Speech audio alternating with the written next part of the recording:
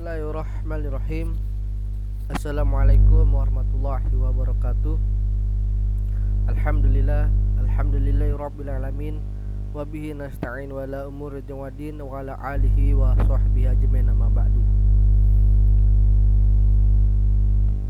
Pada kesempatan yang baik ini, marilah kita panjatkan puji dan syukur kehadirat Allah Subhanahu wa taala yang telah memberikan kita semua nikmat dan hidayahnya sehingga kita bisa berkumpul dalam keadaan sehat pada hari ini.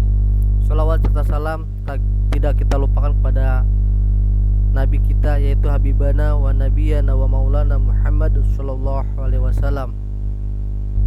Yang selanjutnya yang sama-sama kita hormatin Pak Dr. Sulaiman dan Pak Jaka dan Bu Silpa, dan yang saya hormatin pula para mahasiswi dan mahasiswa Magister PAIS 2 untuk Bapak Ibu semua. Izinkan saya untuk menyampaikan materi di mata kuliah Filsafat Ilmu dengan materi konsep konstruktivisme paradigma critical theory yang disusun oleh Adam Nirwan dengan NIM 242550110003. Sebelum meranjak lebih dalam, saya akan membacakan latar belakang dari materi ini. Belajar adalah sebuah proses yang terjadi pada manusia dengan berpikir, merasa, dan bergerak untuk memahami setiap kenyataan yang diinginkan untuk menghasilkan kecakapan atau pengetahuan. Sebuah perilaku, teknologi, atau apapun yang berupa karya dan karsa manusia tersebut untuk menjadi yang lebih baik ke depan. Selanjutnya, dunia pendidikan terus berkembang seiring dengan perubahan sosial, budaya, dan teknologi dalam upaya untuk meningkatkan kualitas pembelajaran dan mempersiapkan peserta didik menghadapi kompleksitas dunia. Berbagai teori dan paradigma pendidikan muncul dan saling berinteraksi. Dua diantaranya adalah konstruktivisme dan critical theory. Meskipun berasal dari akar filosofis yang berbeda, keduanya menawarkan perspektif yang berharga dalam memahami bagaimana pengetahuan dibangun dan bagaimana praktik pendidikan dapat dipengaruhi oleh dinamika kekuasaan dan keadilan sosial. Makalah ini akan mengupas tuntas konsep konstruktivisme dan paradigma critical theory, menelusuri implikasinya bagi pendidikan dan mempertimbangkan bagaimana kedua perspektif ini dapat berkontribusi pada pembentuk karakter praktik pendidikan yang lebih progresif dan berdaya. Berpijak dan pandangan itu konstruktivisme berkembang. Dasarnya pengetahuan dan keterampilan siswa diperoleh dari konteks yang terbatas dan sedikit demi sedikit. Konstruktivisme merupakan aliran filsafat pengetahuan yang menekankan bahwa pengetahuan kita merupakan hasil konstruksi kita sendiri. Konstruktivisme sebagai aliran filsafat banyak mempengaruhi konsep ilmu pengetahuan, teori belajar, dan pembelajaran. Konstruktivisme menawarkan paradigma baru dalam dunia pembelajaran sebagai landasan paradigma pembelajaran. Konstruktivisme menyerukan perlunya partisipasi aktif siswa dalam proses pembelajaran, perlunya pengembangan siswa belajar mandiri, dan perlunya siswa memiliki kemampuan untuk mengembangkan pengetahuan sendiri. Selanjutnya, saya akan memaparkan rumusan masalah dalam materi ini. Yang pertama, apa pengertian teori belajar konstruktivisme? Yang kedua, bagaimana karakter, prinsip, dan tujuan dari teori belajar konstruktivisme? Dan selanjutnya, apa kendala-kendala dalam penerapan pembelajaran menurut konstruktivisme? Yang selanjutnya, bagaimana langkah-langkah pembelajaran konstruktivisme? Apa kelebihan dan kekurangan dari teori belajar konstruktivisme?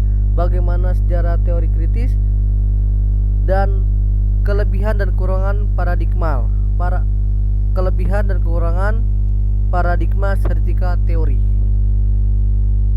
Selanjutnya, pengertian teori belajar konstruktivisme. Konstruktivisme berasal dari kata konstruktif dan isme. Konstruktif berarti bersifat membina, memperbaiki, dan membangun. Sedangkan isme dalam bahasa berarti Indonesia berarti paham atau aliran. Konstruktivisme merupakan aliran filsafat pengetahuan yang menekankan bahwa pengetahuan kita merupakan hasil konstruksi kita sendiri.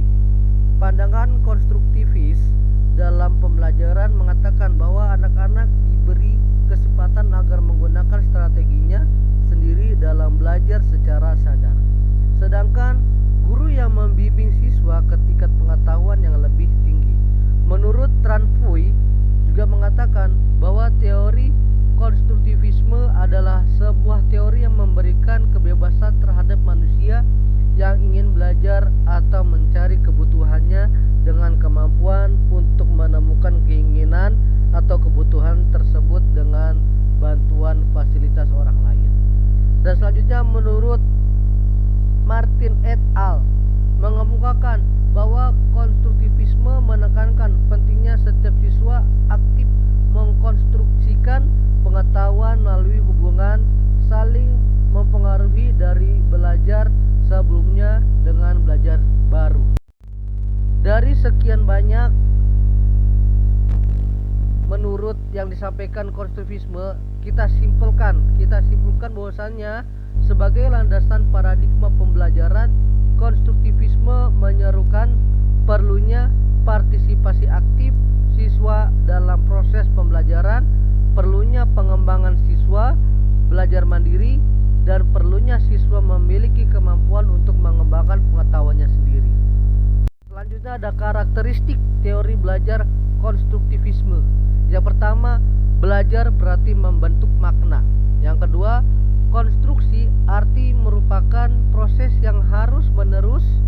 Setiap kali berhadapan dengan fenomena atau persoalan yang baru, siswa akan selalu mengadakan rekonstruksi. Yang ketiga, belajar bukanlah kegiatan mengumpulkan fakta, melainkan sesuatu proses pengembangan pemikiran dengan membentuk suatu pengertian yang baru. Belajar bukanlah suatu hasil perkembangan, melainkan perkembangan itu sendiri yang menuntut ke penemuan dan pengaturan kembali pemikiran seseorang. Yang keempat, proses belajar yang sebenarnya terjadi pada waktu skema seseorang dalam kesenjangan yang merangsang pemikiran lebih lanjut. Situasi ketidakseimbangan adalah situasi yang baik untuk memacu belajar. Yang kelima, hasil belajar dipengaruhi oleh pengalaman siswa dengan dunia fisik dan lingkungannya. Yang keenam, hasil belajar seseorang tergantung pada apa yang telah diketahui siswa, yaitu konsep-konsep, tujuan, dan motivasi yang mempengaruhi interaksi dengan bahan yang dipelajari. Yang selanjutnya, prinsip-prinsip teori belajar konstruktivisme. Yang pertama, pengetahuan dibangun oleh siswa sendiri. Yang kedua, pengetahuan tidak dapat dipindahkan dari guru ke murid kecuali hanya dengan keaktifan murid sendiri untuk menalar. Yang ketiga, murid aktif mengkonstruksi secara terus-menerus sehingga selalu terjadi perubahan konsep ilmiah. Yang keempat, guru sekedar membantu menyediakan saran dan situasi agar proses konstruksi berjalan lancar. Yang kelima, menghadapi masalah yang relevan dengan siswa. Yang keenam, struktur pembelajaran seputar konsep utama, pentingnya sebuah pertanyaan. Yang ketujuh, mencari dan menilai pendapat siswa. 8. Menyesuaikan kurikulum untuk menanggapi anggapan siswa. Tujuan teori belajar konstruktivisme. Yang pertama, adanya motivasi untuk siswa bahwa belajar adalah tanggung jawab siswa itu sendiri. Yang kedua, mengembangkan kemampuan siswa untuk mengajukan pertanyaan dan mencari sendiri pertanyaannya. Yang ketiga, membantu siswa untuk mengembangkan pengertian dan pemahaman konsep secara lengkap. Yang keempat, mengembangkan kemampuan siswa untuk menjadi pemikir yang mandiri. Yang kelima, lebih menekankan pada proses belajar, bagaimana belajar itu. Yang selanjutnya adalah ada beberapa kendala dalam penerapan pembelajaran menurut konstruktivisme. Yang pertama, sulit mengubah keyakinan dan kebiasaan guru. Yang kedua, guru kurang tertarik dan mengalami kesulitan mengelola kegiatan pembelajaran berbasis konstruktivisme. Guru konstruktif kreatif dalam merencanakan kegiatan pembelajaran dan dalam memilih menggunakan media yang sesuai. Yang ketiga, adanya anggapan guru bahwa penggunaan metode atau pendekatan baru dalam pembelajaran akan menggunakan waktu yang cukup besar. Yang keempat, sistem evaluasi yang masih menekankan pada nilai akhir. Dan selanjutnya, siswa terbiasa menunggu informasi dari guru. Yang selanjutnya ada beberapa langkah pembelajaran konstruktivisme. Yang pertama, kita identifikasikan tujuan. Yang kedua, kita menetapkan isi produk belajar. Yang selanjutnya, kita identifikasi dan klarifikasi pengetahuan awal siswa. Yang selanjutnya, kita identifikasi dan klarifikasi miskonsepsi siswa. Yang selanjutnya, perencanaan program pembelajaran dan strategi pengubahan konsep. Yang selanjutnya, implementasi program pembelajaran dan strategi pengubahan konsepsi. Ada evaluasi dan ada klarifikasi dan analisis miskonsepsi siswa yang resisten, revisi strategi pengubahan miskonsepsi.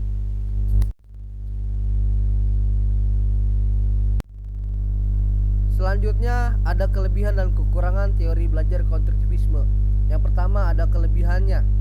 Kelebihannya apa? Yang pertama, pembelajaran berdasarkan konstruktivisme memberikan kesempatan kepada siswa untuk mengungkapkan ide secara eksplisit dengan menggunakan bahasa mereka sendiri, berbagi ide dengan teman-teman mereka, dan memberikan penjelasan lebih lanjut tentang ide-ide tersebut. Nah, selanjutnya, pembelajaran berdasarkan konstruktivisme memberi pengalaman yang berhubung dengan gagasan yang telah dimiliki siswa atau rancangan kegiatan disesuaikan dengan gagasan awal siswa agar siswa memperluas pengetahuan mereka tentang fenomena dan memiliki kesempatan untuk merangkai fenomena, sehingga siswa terdorong untuk membedakan dan memadukan gagasan tentang fenomena yang menantang siswa.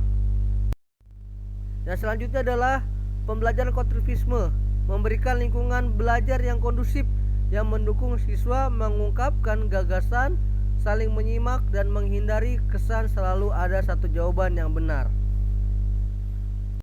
Di setiap kekurangan pasti akan ada namanya, setiap ada kelebihan akan ada kekurangan tersebut. Maka di sini akan saya menyampaikan kekurangan metode konstruktivisme. Siswa membangun pengetahuan mereka sendiri. Tidak jarang bahwa konstruksi siswa tidak cocok dengan pembangunan ilmuwan yang menyebabkan kesalahpahaman. Selanjutnya, konstruktivisme pengetahuan kita menanamkan bahwa siswa membangun sendiri. Hal ini pasti memakan waktu yang lama dan setiap siswa memerlukan penanganan yang berbeda. Selanjutnya ada sejarah teori kritis, yang mana teori kritis adalah salah satu teori yang cukup memberi pengaruh sangat signifikan dalam perkembangan teori-teori ilmu sosial pada abad 19. Lembaga riset ini didirikan oleh Felix Quayle bersama Direktur Utama Carl Grunberg. Teori kritis awalnya bertujuan untuk menilai dan mengoreksi teori Marxian dan membongkar teori yang dikembangkan oleh Marxian melalui pengetahuan kritis. Tahun 1931, teori kritis mengalami perkembangan pesat di bawah pimpinan Horkheimer dengan idealismenya bahwa untuk menuju teori kritis dari yang sebelumnya berpedoman pada filsafat, masyarakat harus bersifat praktis dalam artian lebih luas, mampu membawa perubahan sosial. Kelebihan paradigma critical theory yang pertama mengungkapkan ketidakadilan dan penindasan. Yang kedua, mendorong kesadaran kritis. Yang ketiga, berorientasi pada perubahan sosial praksis. Yang keempat, interdisipliner dan kontekstual. Yang kelima, memberikan suara kepada kelompok marginal. Yang terakhir adalah mendorong refleksi diri. Kekurangannya, yang pertama, subjektivitas dan relativisme. Yang kedua, potensi untuk bias dan dogmatisme. Yang ketiga, kesulitan dalam pengujian empiris. Yang keempat, kritik terhadap grand naratif. Yang selanjutnya, potensi untuk pesimisme dan keputusan. Yang terakhir adalah keterbatasan praktis. Itu aja yang Bapak saya sampaikan. Apabila yang ditanyakan, silakan ditanyakan. Itu aja yang saya sampaikan. Terima kasih. Akhirul kalam. Syukron lillaliko. Wassalamualaikum warahmatullahi wabarakatuh.